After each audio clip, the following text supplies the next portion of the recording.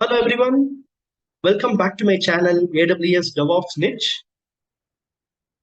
So in today's video, I'm going to talk about how to install Kubernetes using Kops.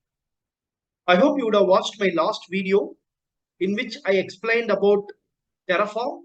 How can we launch EC2 instance in AWS via Terraform? I hope that video was useful. So as part of today's topic, I thought I will talk about how do we install Kubernetes using the Kops. So there are various ways how we can set up the Kubernetes cluster.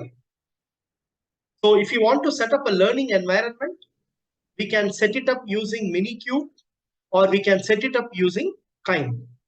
Okay. And if you want to set up a production Kubernetes cluster, then we have three options. You can either go for KubeADM or you can use an utility called as Kops, which is typically going to create the cluster in cloud providers like AWS, GCP, etc.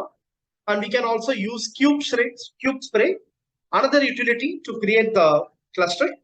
And if you want to launch the cluster as a managed service in the cloud providers, then you can also use AKS, which is the Azure Kubernetes service, in order to launch the cluster in Azure. Or if you want to launch a Kubernetes cluster as a managed service in AWS, we have EKS, which is the Elastic Kubernetes service. And in the similar way, we have the managed services in Google Cloud, which is the Google Kubernetes engine. Okay.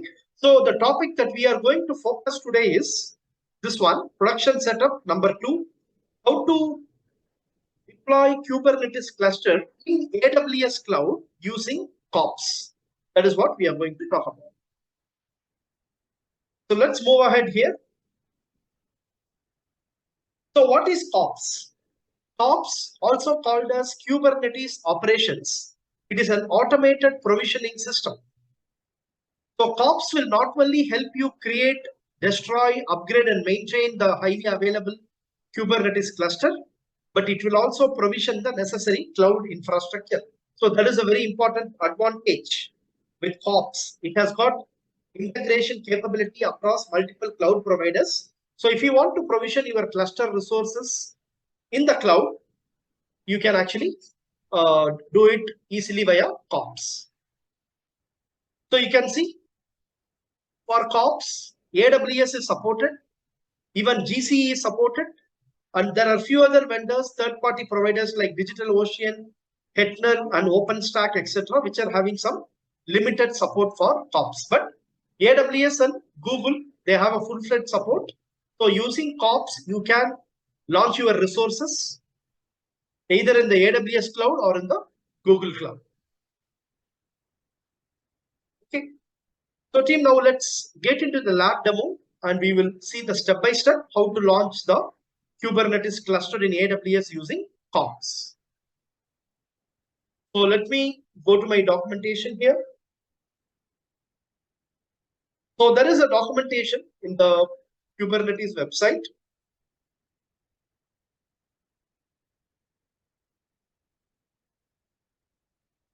So you can also make a note of this and you can actually refer this documentation. You have the step-by-step in order to set up the Kubernetes cluster. So anyway, I have documented it here. So what is our first step? The first step will be creating an EC2 instance Linux AMI as a Bootstrap host. Okay? So I'm going to launch one EC2 instance, use it as a Bootstrap host. On this host, I'll be installing Kops, kubectl, etc. And from this host, I'll be creating the Kubernetes cluster on the AWS cloud. Okay, that is why it is called as a Bootstrap host. So let us first go ahead and launch a EC2 instance as a Bootstrap host. So I will go to my AWS console and I'm already in the instance dashboard. Let me click launch instances. I will say Kops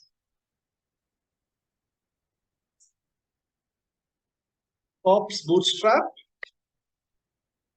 And let me go ahead and select the AMI. I will select the Linux to AMI. I think that should be good enough.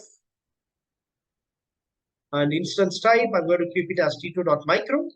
And key pair login, let me select the keys that I already have, the private keys. And security group, I'm going to allow the traffic only from my IP address. And let's go ahead and launch the instance.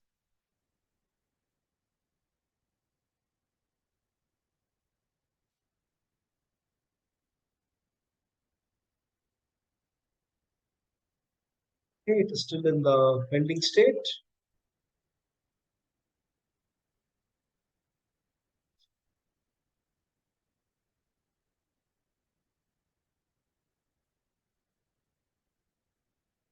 Okay, yeah, now it is in the running state. Now let's try to log into this Bootstrap instance. Let me grab the public IP address.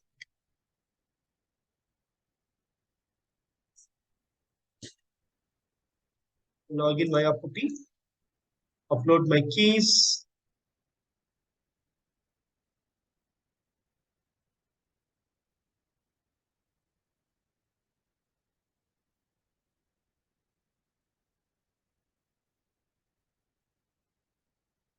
Okay, let me increase the font size a little bit. Fine, team. So our Kops server is ready.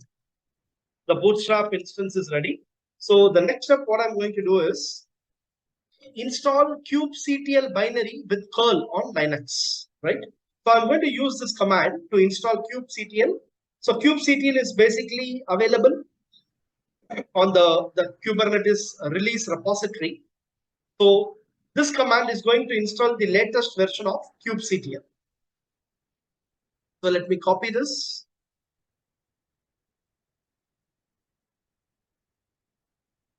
So curl -lo, and I'm just downloading that particular release from the mentioned repository. Enter. Okay, so kubectl has been installed. Now we can validate the binary to see whether it is matching against the checksum file integrity. So we can use this command. Maybe we can download the kubectl checksum file with this command. First, let me download the checksum file.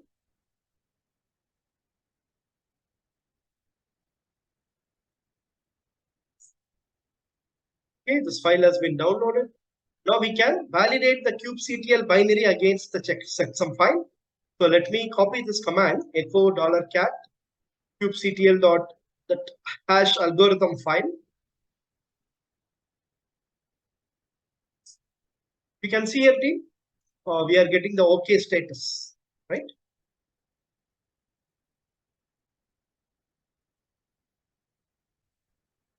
Fine. So we were able to validate the kubectl binary against the checksum. So we should be good there. Now our next step is, so now we are in the step number 6, where we need to install Kops. But before that, we have to install kubectl, right? So we validated against the checksum file, but now we need to install kubectl. So let us first do that. So I will first give the command cxmod +x kubectl, giving the execution permission to the kubectl binary. And I will move the binary to the user local bin directory, but that is a default directory where we can place the kubectl and Kops binaries. Now, if I give the command kubectl,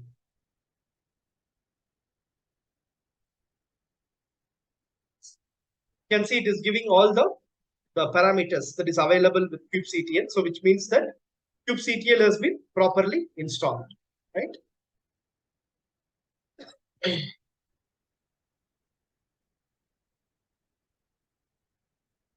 Okay. So now, what is the next step? Now we will check the version of the kubectl version -- client. So here you can see the version information about kubectl, where you can see that the minor version is 27, right?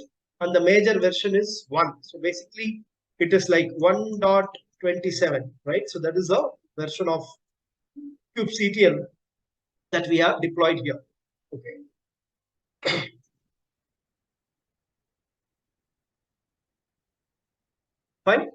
So now what is our next step? We have to install Kops, right? So Kops is available from this particular directory, releases download directory. And again, it is going to be downloading the latest version of the Kops.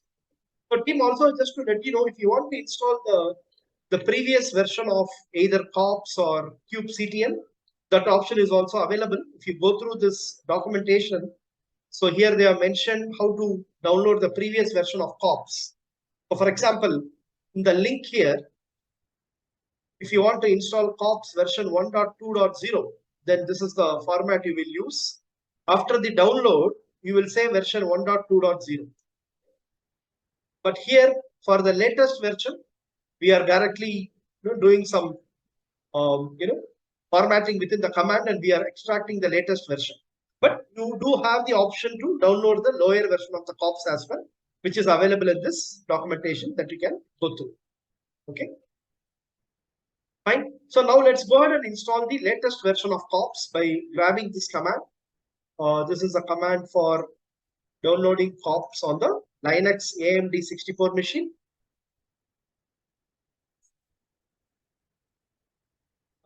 C is missed for the Perl.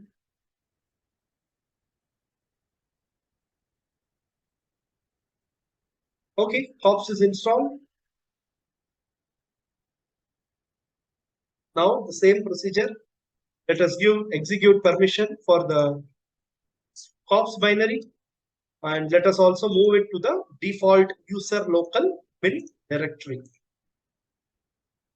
Okay, fine, team. So we are good till the first 6 steps.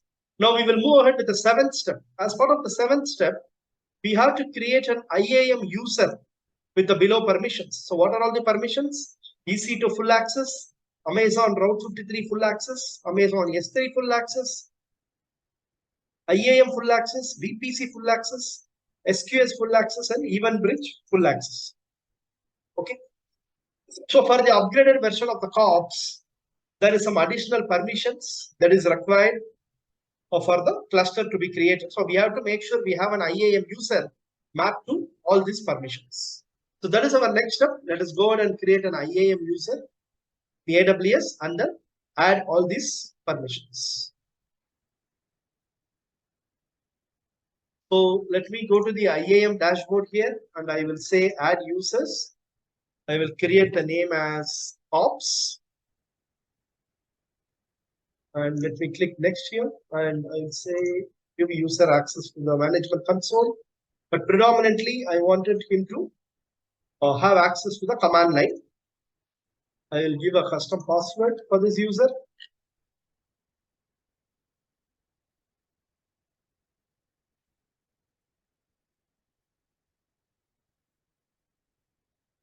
Okay, so permissions, I'm going to say attach the policies directly, right? And what are all the policies we need to attach? Let me on my document. Yeah, these are all the policies. Amazon EC2 full access. Let me search for it. Yeah, this is the one. I'll select that. Next is Amazon Route 53 full access. Search for it, select that. Here it is. Next is the Amazon S3 full access. Okay, I have selected this as well. Then IAM full access.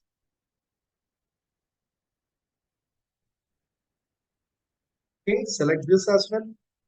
Then Amazon VPC full access.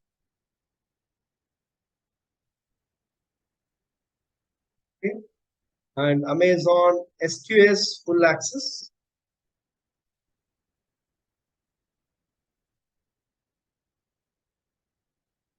Amazon EventBridge full access.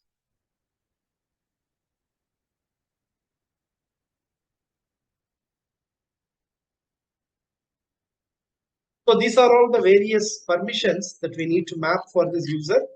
So I've added all of them. I'll click next here. And you can see the list of permissions, all are added. And let me go ahead and create the user. So now the user has been created. Now what we need to do is we need to enable the access to the command line via the access keys and secret access keys. So how to do that? So this is our user Kops, and these are all the permissions that we have mapped.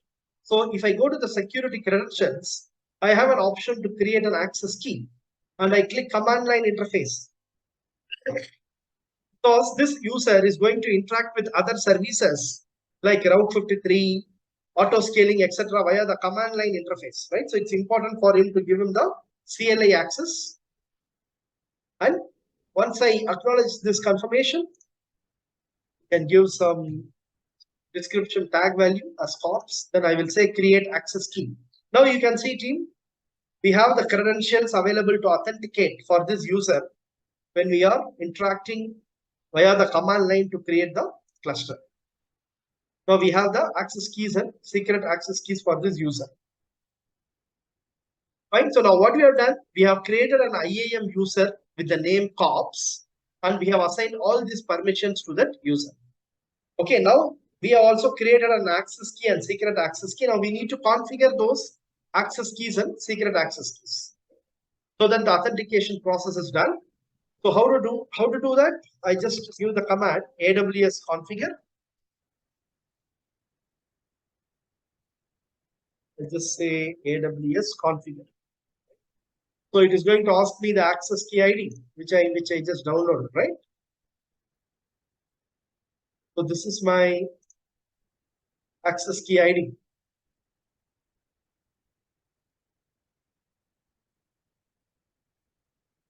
Let me copy the access key ID. Now it's asking for the secret access key. This is the secret access. Default region, I'm going to use the region North Virginia to provision my cluster. So I will say US-East-1, and this I will leave it to blank value. So done, we have done the AWS configure part. The configuration is completed. Now the next step, what we need to do is we have to export that access key and secret access key so that those configurations are permanently saved in the bash profile, or at least served for your session. Okay, so now let me use this command. Export AWS access key ID, and we are mapping the value of that key ID to this particular variable, right? So similarly, the secret access key also you are mapping to this variable AWS secret access key. Okay. Fine. So now if I give the command echo $AWS underscore access key ID, now it is going to show the access key ID, whatever we have provided, right? You can see it here, AKIA, same thing.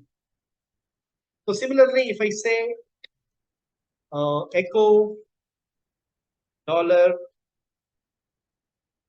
secret access key, it is going to give the secret access keys. Okay. So basically, the value of those access key ID and secret access keys, we have mapped it to the variables AWS access key ID and secret access key. Okay. So now the next step is we need to create a Route 53 private hosted zone.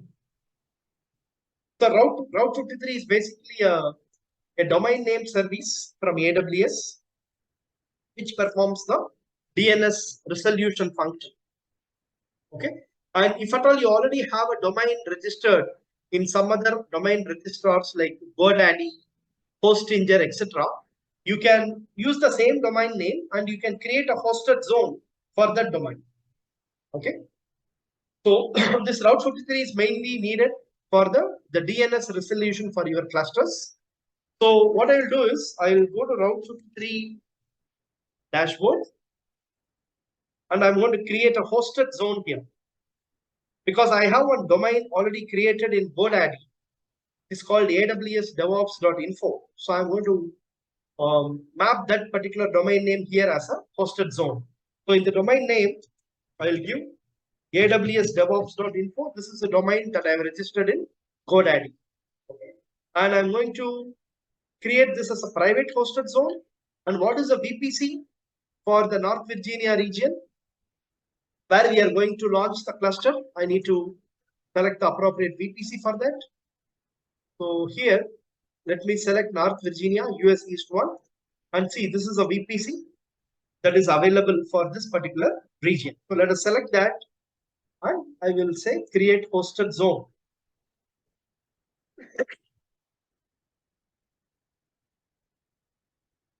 Okay, now you can see this team. The hosted zone is created, and it has even created 2 default record sets. Okay, now what is our next step? The next step is we need to create a S3 bucket in order to export the cluster related information. Okay. So we have to create an S3 bucket to maintain the cluster state store. So this is a command I'm going to use to create a bucket.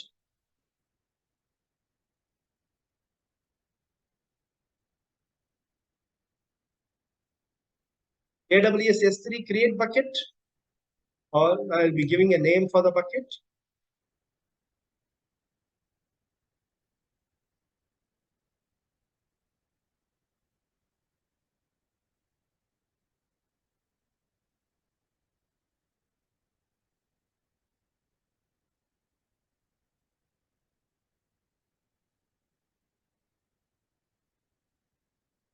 Please just give me a moment.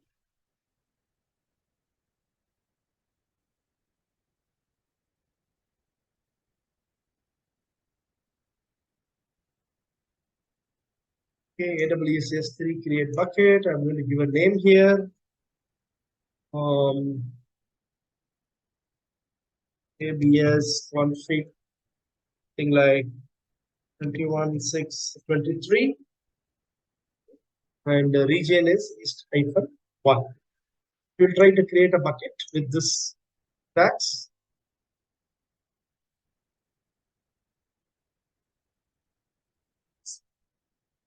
Okay, yeah, so the S3 bucket has been created.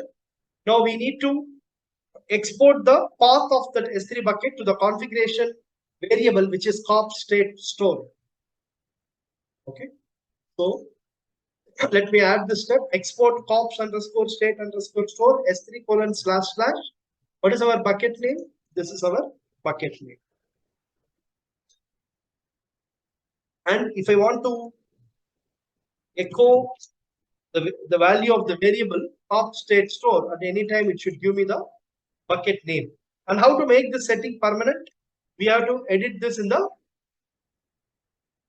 bash profile file. We have to make an entry for this permanently in the bash profile file.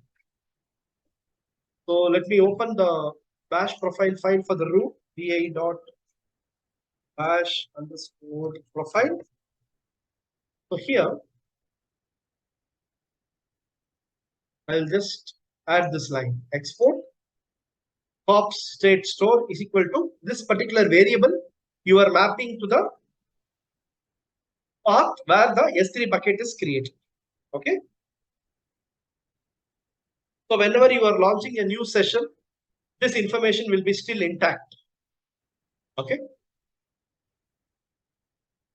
Okay, fine. So now let us make the changes to the bash profile. To make the changes effective, it is source.bash_profile. Okay. Now if I say echo $Kops underscore state underscore store. Sorry, case here.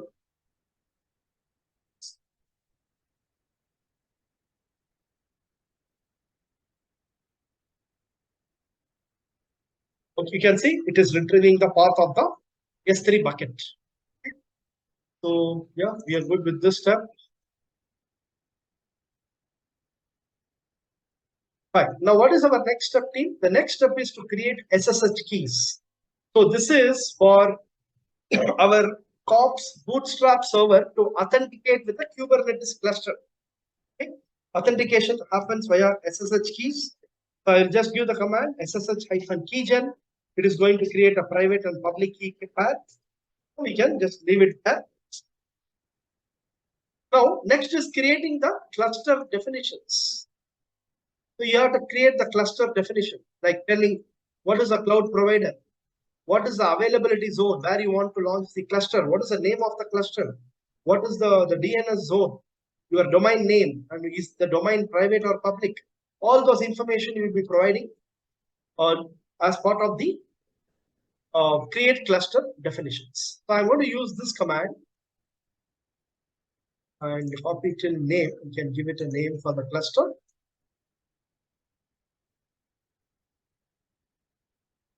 Okay, so I will say KBS config 2016.23.aws DevOps.info, because that is my domain name, right? So I'm actually suffixing with my domain name.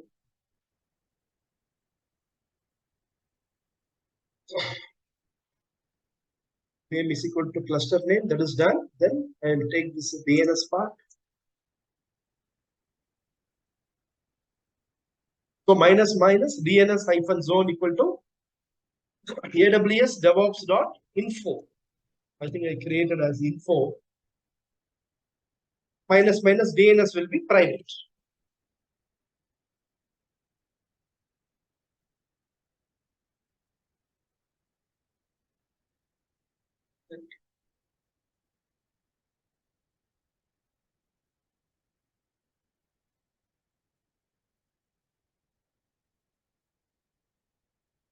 DNS minus.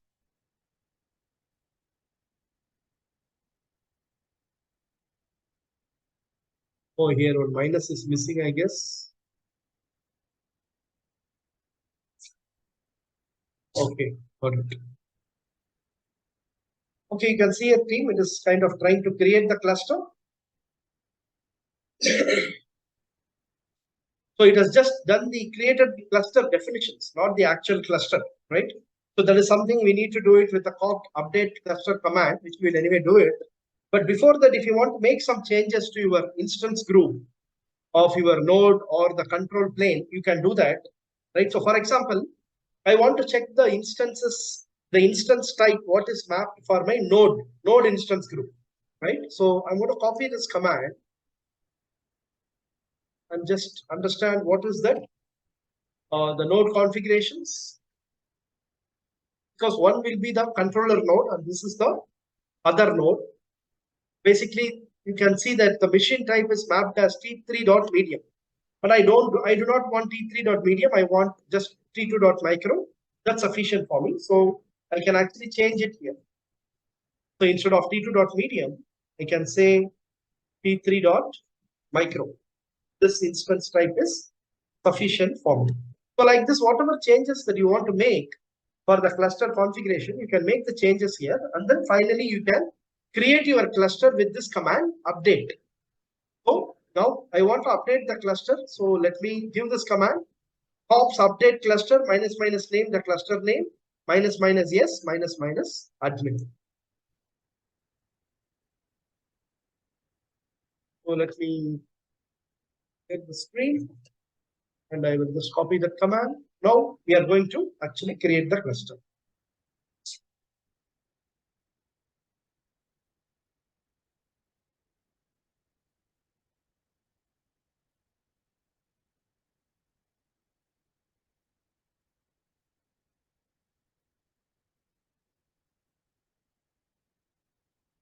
Okay, so team, it is going to take some time. Minimum, it will take 10 minutes. So I will pause the video here, and probably once the cluster is ready, we can do the validation and the further steps. Okay.